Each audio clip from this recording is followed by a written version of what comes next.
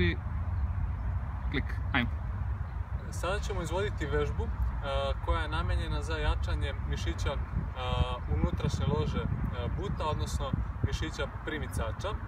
Vežbu ćemo izvoditi u paru i vežba izgleda ovako.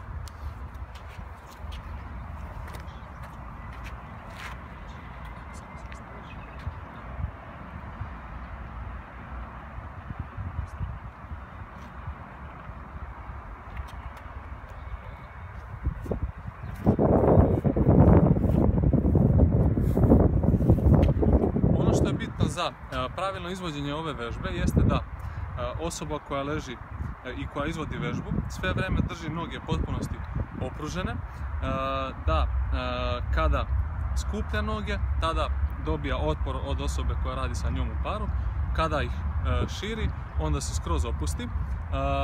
Osoba koja pruža otpor, jako je bitno da bude savijena u kolenima i da drži leđa opružena kako ne bi došlo do eventualno nekih posljedica.